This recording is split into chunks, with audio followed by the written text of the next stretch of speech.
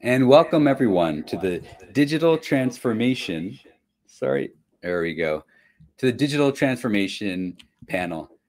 Today we'll hear from Jazz Sarah. He will be our moderator for this session. He's the vice president for the Canadian market at Procore.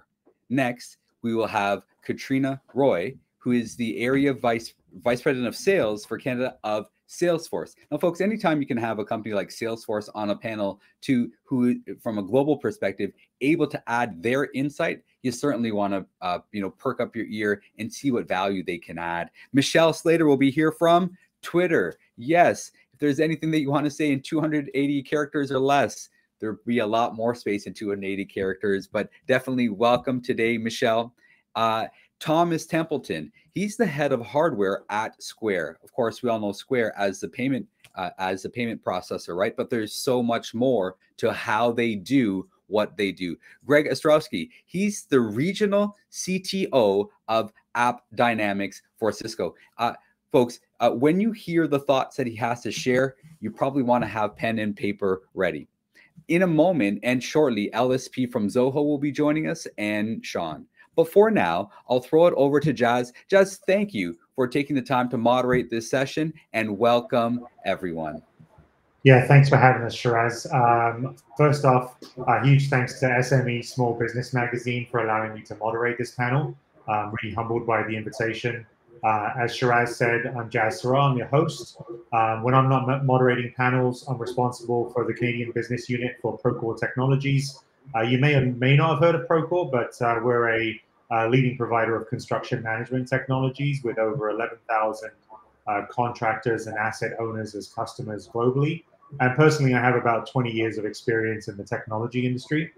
I'm personally really passionate about today's topic, largely because we always guide our small business construction partners on the value of digital transformation. I think it's a really important topic, and a lot of small businesses are typically struggling with how to balance the day-to-day with their efforts in order to digitize and modernize their service offering in order to compete in a very competitive marketplace. As we all know, digitization is key to any successful business. With the influx of new digital technologies, cloud computing, artificial intelligence, and robotics, the world's moved to a completely different level. And with time, the technologies have taken over the world, and we've become way more dependent on them than we ever have been. Therefore, digital adoption for small businesses is a really important topic that needs to be discussed. And through the panel today, we're going to hear from some amazing industry experts that Shiraz just introduced to you, and really ask them about where they think the current trends are as it relates to digital transformation and digitization, what the benefits of that journey are, how to start that journey, how to implement a strategy, and key risks to be aware of as you modernize your business and better serve your customers. So without further ado, let's dive straight in. We've got a lot of panelists today and get into question one. So first question for the team assembled today is, what are the changes that you see in the market today that are driving businesses to adopt digital transformation? Michelle, do you want to maybe kick that one off? Sure. It's great to be here this morning with everyone, and thanks so much for having me as part of the panel. As part of my bio, I forgot to actually add in that I come from a family of entrepreneurs. My mom and dad own 3 businesses over 50 years, so it's a near and dear topic to my heart. When you think about digital transformation, it's a huge amount of room and a big topic to jump into. I think for anybody who's been around for a few years, you probably remember what a telephone book looked like, but it's not something that we even think about anymore. And this is kind of the way of digital, is that it is every single part of our lives, every single moment of our lives. There's something that we touch from a digital perspective. I know we all have one of these fancy little computers in our pocket, and an average person unlocks it 120 times a day. Being involved in digital and having a presence online, making sure that you're available, that your business is easy to be found, that you are embracing how technology can make it easier to prospect for your customers, to engage with your employees, and of course to service your current customers is actually, it's paramount. What we've gone through in the last couple of years with the pandemic has meant that many, many businesses have had to pivot and to shift. And this goes that if you aren't embracing technology, I'm hoping that you'll get lots of tips from today's panel and really understand the power that technology can provide and embracing digital and all the different benefits that it does have and opportunities. So if you haven't started, it's not too late, but please jump on the bandwagon, and I'm hoping to get lots from this panel today. Thanks, Michelle. Yeah, I think one of the big changes, obviously, the pandemic, and that's one we talk about. It's just sort of accelerated the pace of digital transformation, and it has become a real key forcing function for a lot of businesses. Katrina, did you have some thoughts on that as well? Yeah, no, I can really relate to that a lot, Michelle, with everything you've just said. It's been a really special time, especially in the last 18 months through this pandemic. And what we've seen is that SMBs, not only in Canada, but across the world, right, have had to innovate much quicker than before. And we're really forced to take a look at new practices, right? And how they're meeting their customers where they are and how those expectations are changing for them, right? And for us, the way it translated is that we had many, many conversations with our customers about how can they better communicate, how can they better collaborate, and how can they drive sales ultimately through this period.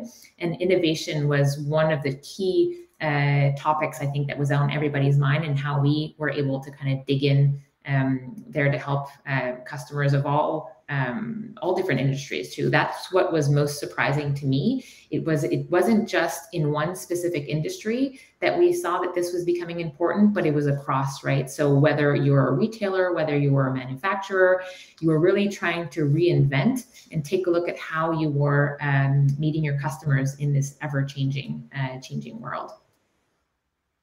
Hey, guys, if I could just comment on that as well. If you kind of look at it from the opposite direction and look at it from the end user, the end user has been very dependent on digital services over the past 18 months to 2 years during the pandemic, right? Because of the way it was able to enrich their lives. They were able to connect with family, work, they were able to try new things, they were able to start to take care of their health.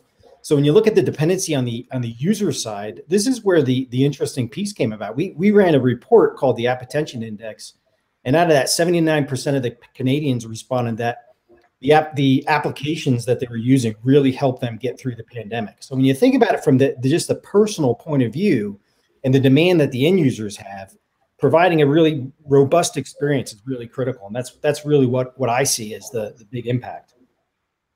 Yeah, it's a really good point, and I think it's, you look at organizations, and the one that always comes to mind is always front and center in the news because it's such a big consumer play associated with kind of the pandemic is Amazon, right? So it's a good example of how we've overnight completely digitized shopping and logistics and, same day delivery. And we were getting there, but the acceleration was just unbelievable. I think when people think about the apps they use, that's one of the ones that I'm always clicking on, probably a bit more regularly than I should, but certainly a really valid point. Thanks, Greg. As we think about small and medium business companies, Michelle, and you've kind of talked about the why behind it, why we are where we are today, and some of the influencing factors that have led us here. How do businesses who are tuned into this panel today think about starting that journey and adopting digital transformation in their business? I think it's much easier today to understand what your customers are saying about you and what your competitors are up to, just simply by tuning into many of the social media channels and listening to what people are actually saying, what they're thinking, what they're feeling. The power of the internet is enormous. Think of it as harnessing a focus group of people from all around the world. And if you're wondering where to start by listening. Tune into what your customers are saying, what your prospects are saying about you and your competitors. From there, talk to your employees. They're the ones that work for you every single day. They're the ones that understand where there's efficiencies that can be built into the business. They may have some really amazing ideas of how you can actually harness the power of technology and use it to be much more efficient and much more effective with many of the aspects of your business, from how you do sales and prospecting all the way through marketing and even processing of payments. Understand where you can be the most effective and the most efficient, and also understand that for a lot of small businesses, the solutions that are out there are many. And if you are running a 1 or 2 person business, you might not need what I call a Maserati solution, but you might need more of a Chevy solution. So you test and learn. There's lots and lots of opportunities to try out, like for a month, how does this new technology work, and test it and trial it, and test and learn and experiment as you start to adopt digital. So if you are thinking of making huge transformational changes, my biggest piece of advice, and it's the only thing to take away from the panel today of what I'm saying, is to start with a crawl, walk, run approach. You don't need to blow up everything all at once. That's a really good path to failure. But try small incremental changes and pick where you've got the biggest areas of impact and start there. But quite honestly, listen to what everyone's saying and take in the ability to understand what your customers and your employees think, what they're saying about you and your competitors, and then test and learn. So, pick and choose where you're going to have the most impact and go from there. Thanks, Michelle. And it sort of, as you were saying that, it triggered me to ask Thomas as well, because Square is a business. We talk about the concept of a start small, or the Chevy versus the Maserati. Like, Square is an organization that really enables payments really quickly for small and medium-sized businesses that are looking for an easy way to digitize payments and really accept payments, in a more sort of mobile, omni-channel way. Can you tell us a little bit about, how you help your customers go on that journey, Thomas? Sorry, I was on mute. Yeah, I think one thing the pandemic showed us was that change can be really hard, especially for small businesses. And we've seen that some of the businesses that survive are the ones that were able to quickly adapt. A couple of examples we saw, like hair salons began selling online tutorials during the lockdown. We saw plant shops setting up online stores, offering curbside pickup, restaurants selling with QR codes for the first time, becoming retail stores and selling items in their pantry, just being really quick to adapt and look for different ways or different revenue streams, and then just to evolve how to meet their customers' needs. One of the things you mentioned is around payments, cashless payments, and safer ways to buy and pay is something that came up really loud and clear during the pandemic. We recently did a survey in Canada and said 70% of Canadians feel more comfortable with distance cashless payments when buying in person. Another common aspect is around digitizing operations, as you mentioned. It's a huge challenge for small businesses. I was talking to a person in Ontario, family owns a golf club, and they have a restaurant, an online store, events venue, and trying to get systems for all these different aspects of their business, and to see a holistic view of how sales are going, how employees are being managed, where the money went, inflow, outflow, just really challenging. And small businesses, they start their business because they're passionate about their craft, not to run the back office IT department. And so it's really important to find solutions that are simple and easy to use, and allows businesses to focus on what their primary business is, and it isn't trying to tie all these things up back together. So shameless plug, Square, we're doing that. We're building an ecosystem of software, hardware, payments to integrate easy, seamlessly, and allow businesses to be able to see end-to-end holistic view without having to spend tons of time trying to integrate it. So, and Thomas, thank you so much. Like, great stories about real businesses and businesses that we can all relate to, right? Florists and small companies that are trying to make a difference because of the passion that they have, and how we're sort of enabling them to get to market faster. That's the good stuff. Like, what are some of the challenges? And maybe Greg, you can help us here, but what are some of the challenges that small businesses might face as they sort of embark on that journey of digital transformation, whether it's today or in the future? Yeah, for sure, for sure. So, the time is this point where you need to have solutions that are out there that are very simple and easy to use and perform well. And the one part that I want to highlight is, and even just put it in your own personal experience. If you download an application, or you download something that you want to use and it doesn't fit your need, or it's slow, or doesn't perform well, I mean, your response is you delete it, right? You don't go back to that company. So the point I want to make here when you talk about challenges here is, understanding what your users want is a critical piece, but I think we got to be even bigger than that. You have to be to a point where you can actually visualize and understand and observe from the end user level to make sure that the experience is top notch. So when you think about challenge wise, right, we have, I hate to keep referring back to COVID, but COVID really exposed a lot of weaknesses in business plans and challenges for folks to be able to pivot quickly as everybody went from in-person to digital, right? So that's one of the biggest challenges. So now that we're 18 months in, we've seen a lot of companies move down that path to expedite plans to drive digital transformation efforts. But the critical piece is that observability side. We always talk about full stack observability as the key piece, so you can understand end to end.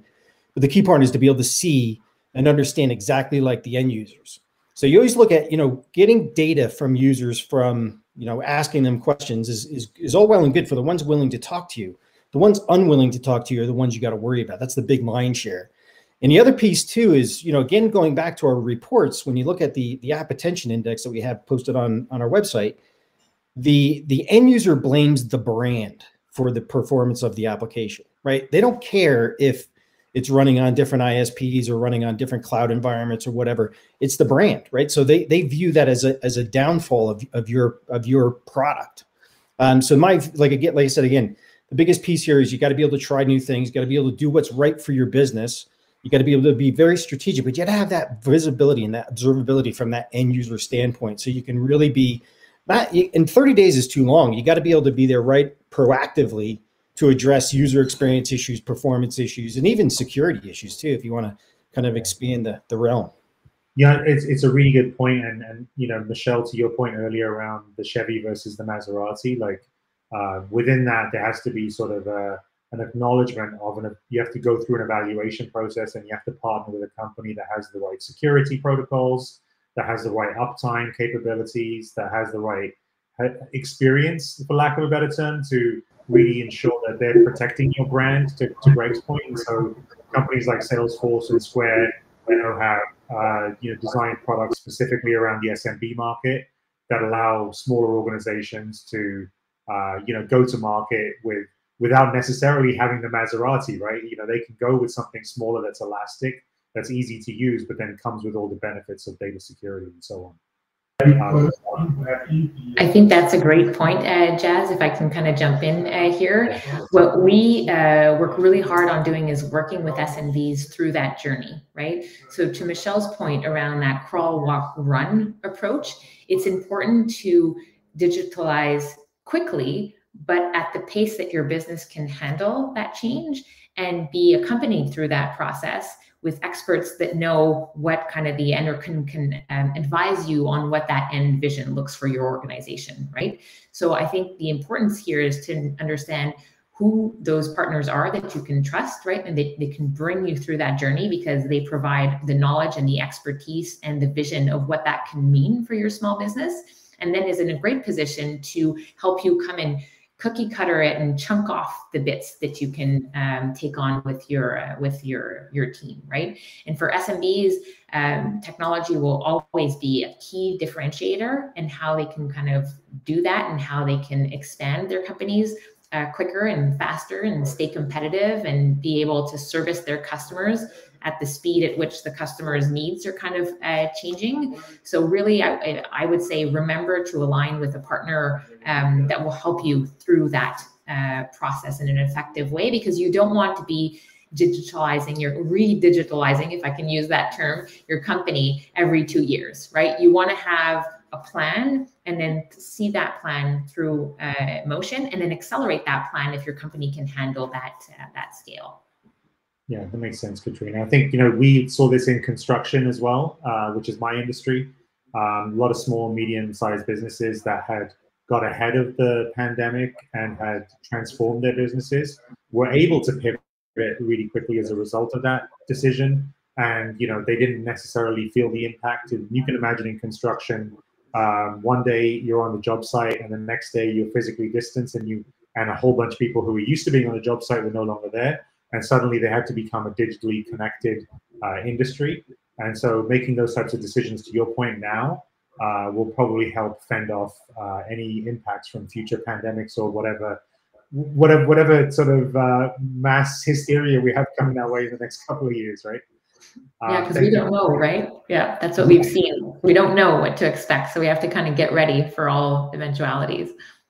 Absolutely. This is an interesting one. I just, as we were talking through, I'm thinking, what are the future technologies? Like, we talk a lot about AI and ML, and a lot of those are still buzzwords for folks. And like, how real are they, and what's the real application day to day? Maybe I'll start with you, Greg. Just like, where do you think, if you were going to put your money anywhere, where would you put your money on the future technologies that folks should be looking at today? Yeah, so this is where you get to bring out the crystal ball, right? Yeah. So you kind of look at it too. If you learn from our past, right? If you look at where cloud has evolved from, right? We got Salesforce and Square on here. Both are born in the cloud, right? 10, 15 years ago, there was a lot of naysayers. A lot of folks didn't think we were going to get there. And you look at how cloud evolved and help us deliver solutions that really focus on speed, scale, simplifying the user experience. But the point I want to make is what emerged from that is this demand and this pressure to have faster iterations, faster feature lifecycle deployments, being able to scale better, being able to help smaller companies be able to embrace some of the more advanced technology that the cloud offers.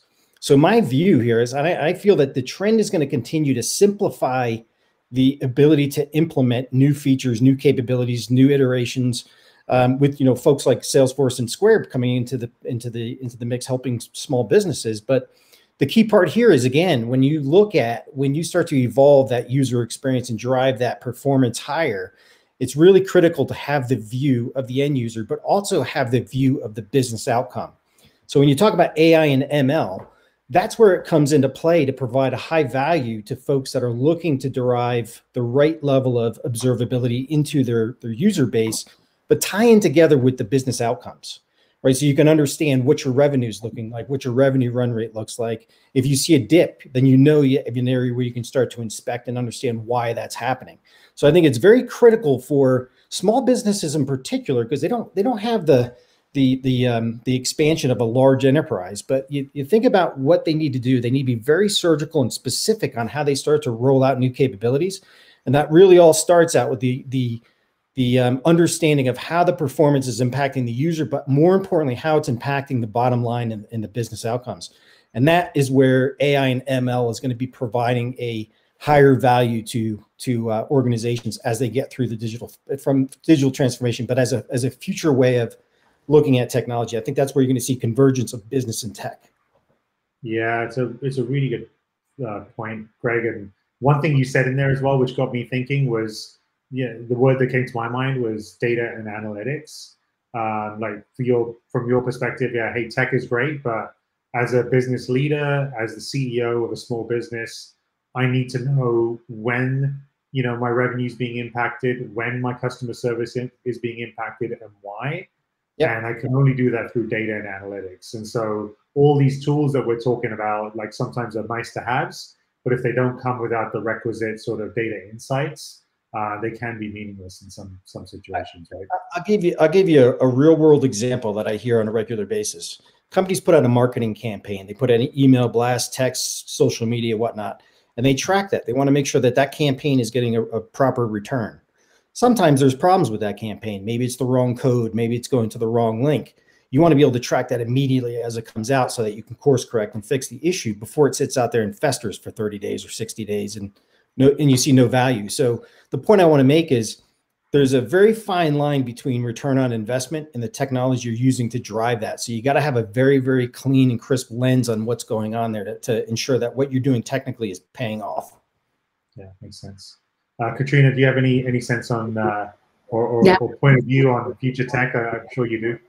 Yes, I do. I can agree with everything that Greg just said, right? Everything with regards to, especially for small businesses, you want to be able to tap into that economy of scale, right? And a trusted partner, a trusted platform that will deal with security, that will make sure that the headache is kind of taken out of that.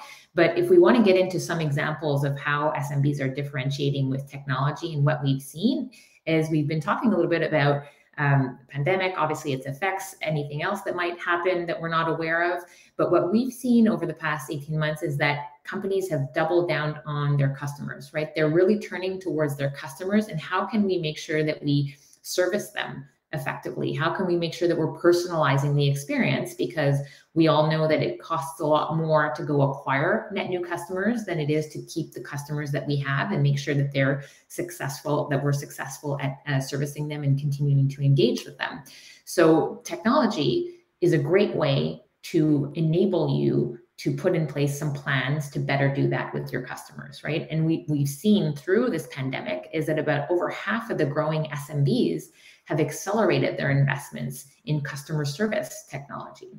And so that's a great place to start if you're looking to digitize, because some SMBs have, yes, okay, we might be tracking sales and whatnot on Post-it notes or Excel spreadsheets still.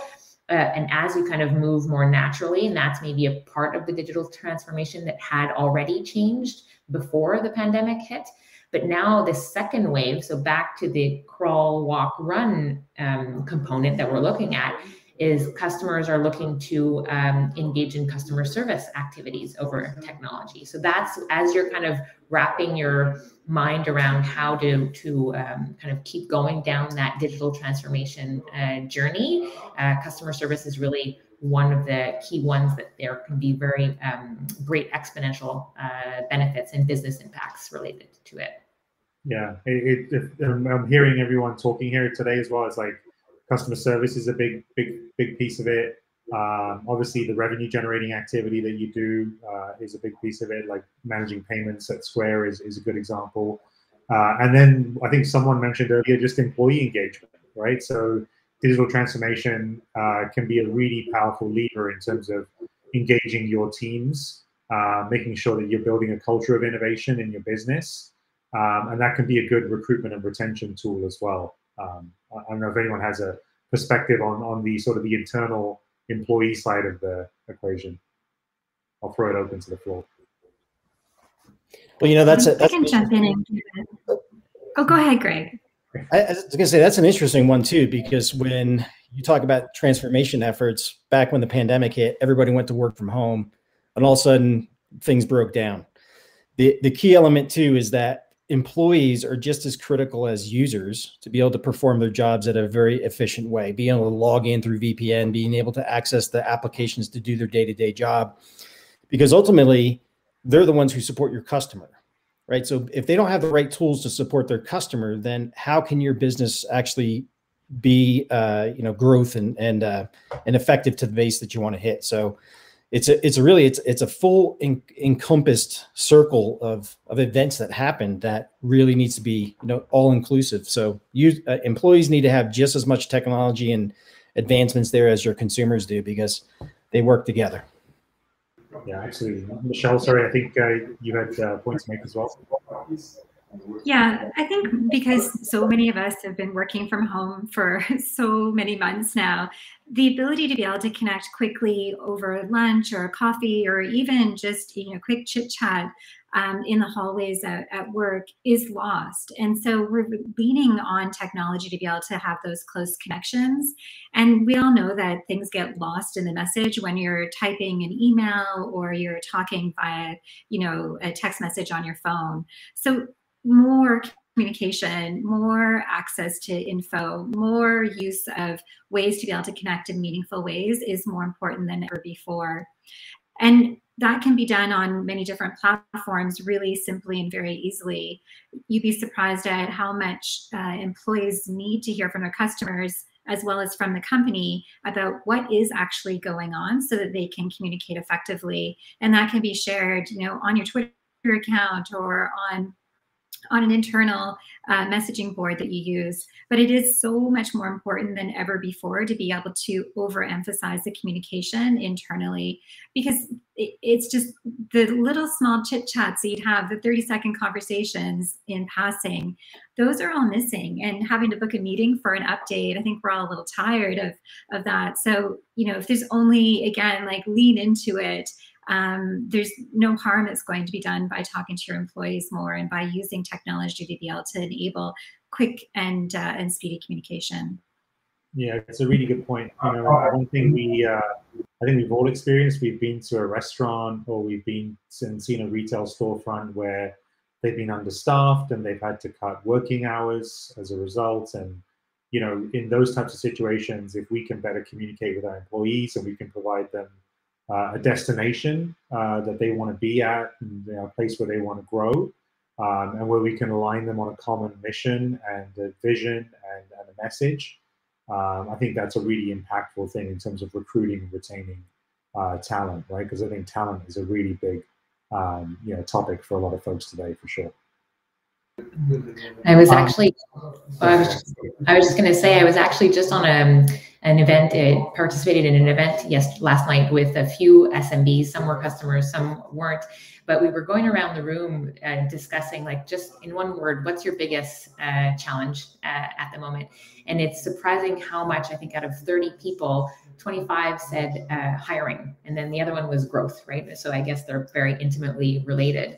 But we don't necessarily think that if my issue is hiring, that digital transformation or technology can help with that, right? So to the point of what you, Greg and Michelle, you just mentioned, is putting kind of not just your customer, but your employee at the center of what you're thinking, right? And how do you bring that employee on a journey to accelerate the onboarding, which will then lead to accelerated growth, which is kind of a great wheel to think about it that way. So that's a point I think that SMB owners need to keep in mind as well, not to figure out our employees through this process.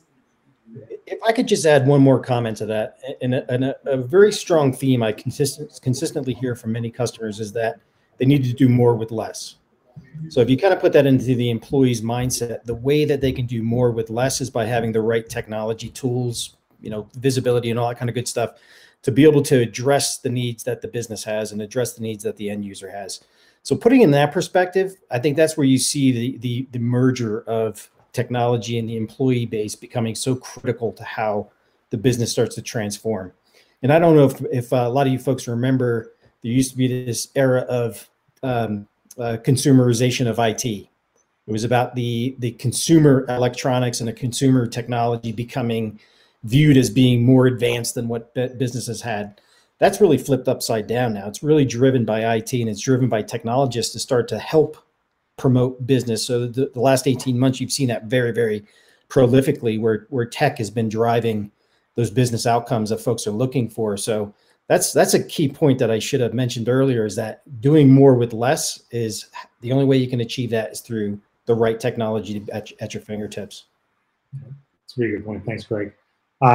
Just moving on, I think we've got a couple of topics we want to just get through here, and I want to throw this one open to the floor, and really just around what the group today feels like the key success factors are for companies deploying digital transformation. Like, if you had to think about your top 2, your top 3 things that people should be thinking about in terms of a successful deployment, what would that be?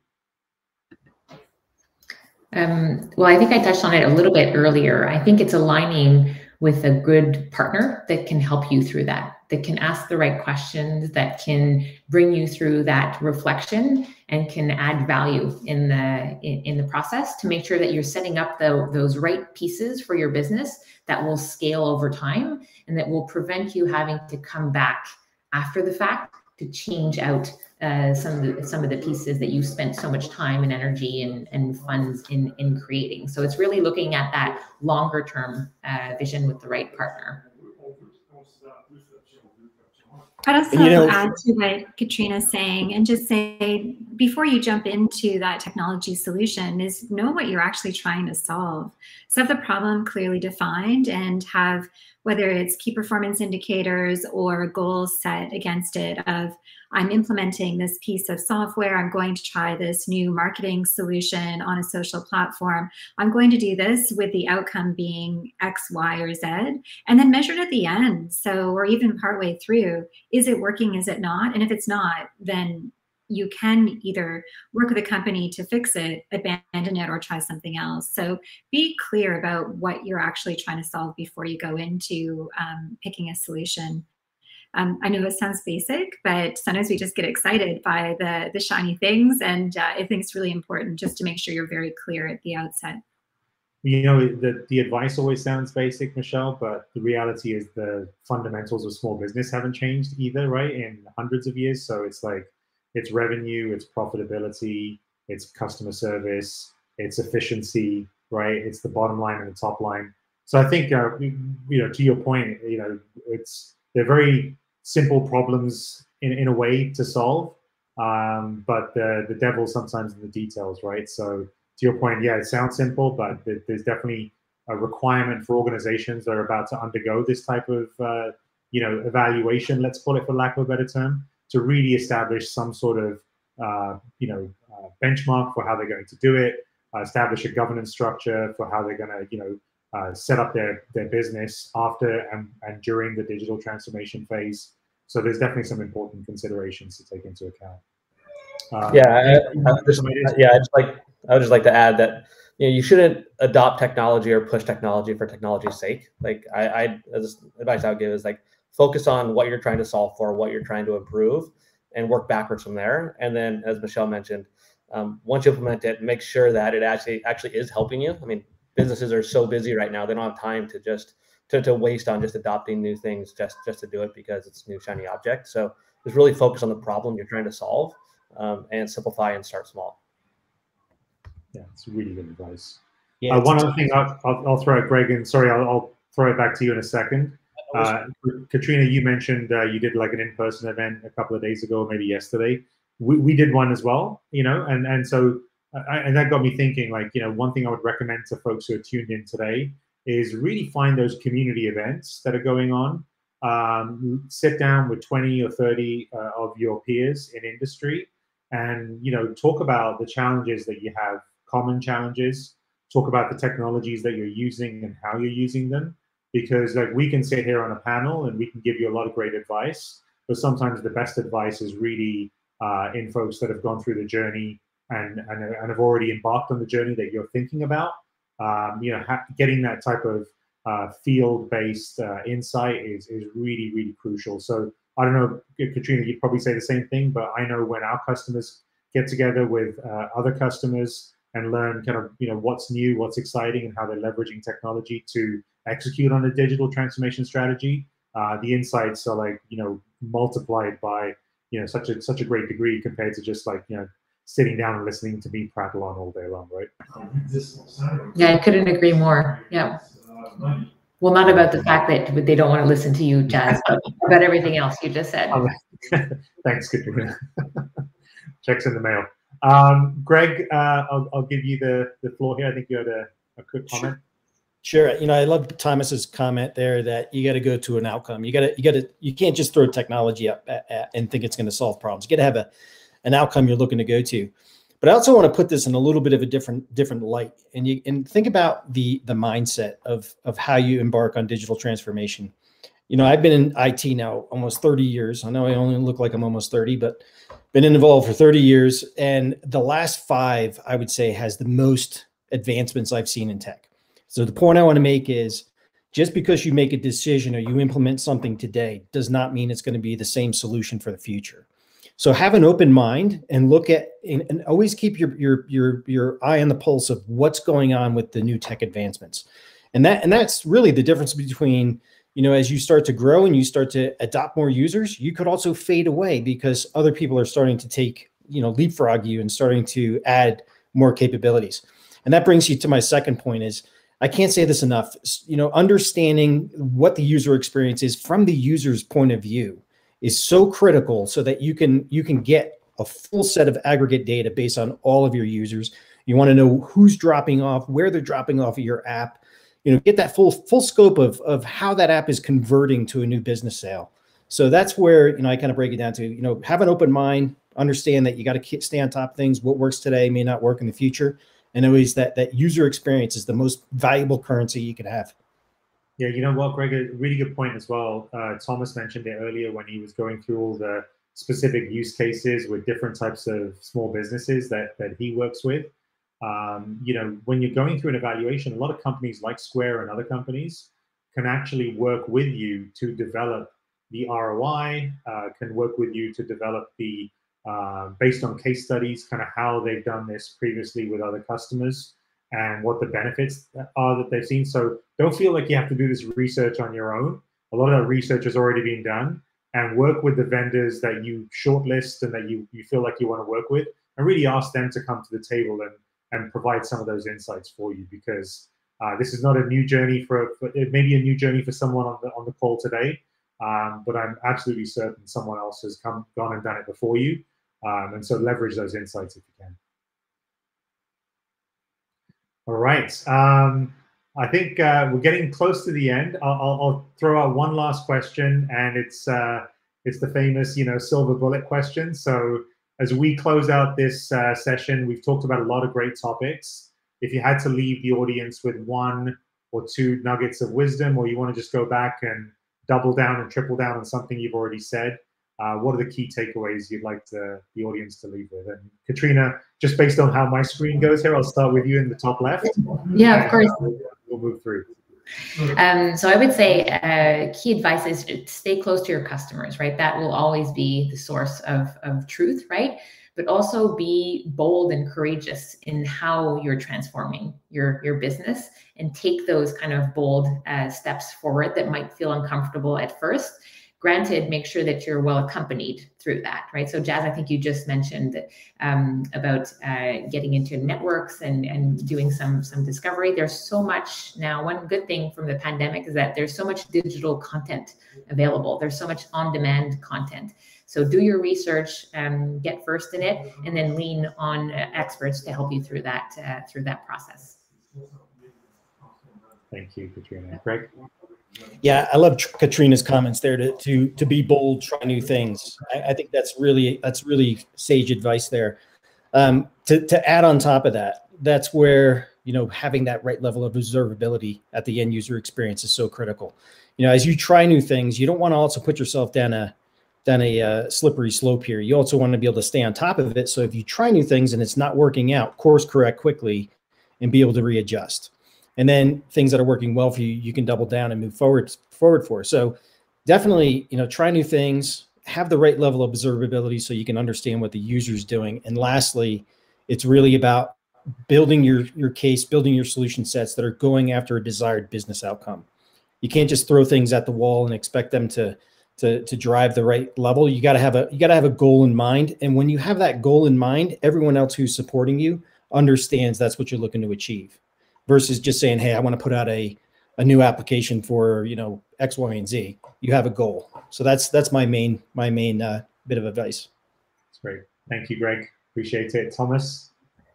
Yeah, biggest thing for me is around just being flexible and staying flexible. A lot of people, a lot of businesses are so busy. It's like, if it ain't broke, don't fix it. But as the pandemic showed us, sometimes things change that are out of our control. And so just being flexible and open to, looking at different revenue streams, different ways your business can adapt. And also when you think about tools, think about that as well. Something with Square we see, businesses and technology evolving over time, and just being able to have tools in which you can adapt. And overnight, brick and mortar businesses, taking payments became very, very different, right? And people wanted to be socially distanced or being able to move around the countertop. And so just having tools that allow you to be flexible and adapt to environments. Sometimes you make those changes, but sometimes, other things make those changes for you. So just being flexible, I think, is one of the big things. That's great. Well, thanks, Thomas. And then last but not least, Michelle. So everyone's got great advice. I'm going to add on to a little bit what everyone else has said is test and learn. There is no magic 8-ball that we can shake and it'll tell you exactly what to do to adopt digital into your business. So test and learn and experiment, fail fast, and then iterate and change. If nothing else, small business entrepreneurs are incredibly flexible. They wear so many different hats in their day-to-day. So this shouldn't be something that's new to anybody, but do embrace that ability to experiment. None of us have the answers, but it's really up to you to figure out what will work best for you and your business. And then the last piece is listen to what everyone is saying. Pay attention to what your customers are saying. It's super easy to find that just by doing a quick search on Twitter, quite honestly. And listen to your employees and make sure you're communicating openly with them as we go through so much change and as our society reopens again. So yeah, a couple of pieces of advice from me. Thank you, Michelle. And I know we talked about digital transformation today, but personally, I would love to do this panel in person because I enjoyed it so much and meet all of you face to face sometime soon. But really appreciate the opportunity today to moderate this, and honestly, just a fantastic time. So thanks again, everybody. Shiraz, I know we're getting close to our next session, which is Jeff Adamson from Neo Financial. So I'll throw the floor back to you. Yeah, I came on at the perfect time. Sorry, could you just check that feedback? Thank you. I came on at the perfect time. I came on when we all got an invite to Jazz's cottage. Did everybody hear that? Like, yeah, I have to get a cottage first. Right? You can rent one. It's okay. All I heard was we're having a fantastic time and Jazz is going to host a fantastic in-person event, masks and everything. Hey, folks, thank you. I had the privilege to listen backstage and just the thoughts about staying close to your customers as a source of truth. Wow. Thank you, Katrina. And then Greg, Michelle, and Thomas, all three of you echoed the same thing about being bold, test, and learn. Thank you for all of you for joining us. I'm going to chat with Jazz just for a quick moment, and we'll follow up with all of our other panelists later on today. But Jazz, if you can just hang out with me for a quick second. You got it. Thank you. All right, thanks for having us. Thank you, Thomas. Wow, Jazz, that was a phenomenal conversation. What stood out for you? But before we do that, can you tell us a little bit about Procore? Procore, we are the global leader in construction project management solutions. And so it's a tough one to think about because when I started with Procore 5 years ago, I was like, is construction tech a thing? Like, which company am I about to join here? And it is a thing, right? And it's amazing. And when you look at the scale and the rate of digitization, construction historically has been a very large laggard in that respect. And so the mission for Procore is really to empower the industry to provide a digital platform that allows construction organizations, whether it's general contractors, specialty contractors, or asset owners, to more effectively manage their day-to-day. And from a construction project management workflow that covers everything from pre-construction all the way through to financial close. And the one thing you don't really know, and again, as a layman, looking at construction from the outside in, is the amount of complexity that goes into a construction build. So building, a high-rise, the amount of collaboration that's required, the amount of documentation that's required, the impact to schedule of small things like, supplier shortages or supply chain compression, the amount of change that happens on a job site and the amount of impact to cost. Those are the types of challenges that we're solving on a daily basis for this industry. And it's a multi-trillion-dollar industry globally. So it's a really big problem to solve. Yeah, you said the T word, trillion. That's phenomenal. Yeah. And I guess technology obviously helps reduce those management costs significantly, I'm assuming. Absolutely. Absolutely. Now, if I could ask, what were one or two things from being on this panel that really stood out for you? Yeah, every time I heard a response from one of the folks there, I put a couple of times I would sort of bring my thoughts into it, but I always go back to the people that I work with on a daily basis, which are small construction companies. And so you really think about construction, we know the Elistons and the PCLs and the Ledcors of the world, and those are the big household brands. But there's a massive long tail of small and medium contractors in Canada, and those are the folks that are doing between $0 and $20 million in revenue. And those organizations are the ones I was thinking about as we were having this discussion, because those are typically family businesses. They're family-led, family-run. They're typically handed down generation after generation, and they're local businesses that really support a very defined local region. And one of the things that we saw through the pandemic was organizations that had adopted Procore, small and medium contractors that have done that, were able to pivot, like, without any stress whatsoever, into a new post-pandemic reality, because, all of a sudden they could, communicate digitally regardless of where they were. They could be 300 miles or, on the job site, and it didn't really matter. The, distance and geography and physical distance itself wasn't a barrier. And so that amount of communication and collaboration that we enabled through the platform was really an enabler for their business and their growth during the pandemic. So you're saying that technology in and of itself parachuted people past some of the problems simply because they had the right platform and systems to get through. And so, and then I guess your question was, what were the things I took from that session? So for me, it was like, be bold, make those decisions, and change is a constant. So be prepared to change, be prepared to fail. And so maybe you didn't make that decision as a small business owner, pre-pandemic. It's not too late now, right? In fact, it's probably the right time now. So let's go and think about, how do we adopt digital change? What does that look like? And let's get ready for, hopefully, touch wood, nothing happens, but there's going to be some, catastrophe of some description that's going to land on our doorstep in the next, 5 to 10 years. Let's really be ready for it as an industry and as small business owners. Fantastic, Jas. Thank you so much. Ladies and gentlemen, Jas is the VP for Canada at Procore. Up next, we have our friend, Mr. Adamson of Neo Financial. Again, you've probably already used Skip the Dishes. He'll be coming up in about 7 minutes from now, and we are going to take it from there. Thank you once again, Jas. We'll see everybody back on this stage in about 7 minutes to hear from Jeff Adamson. Thank you.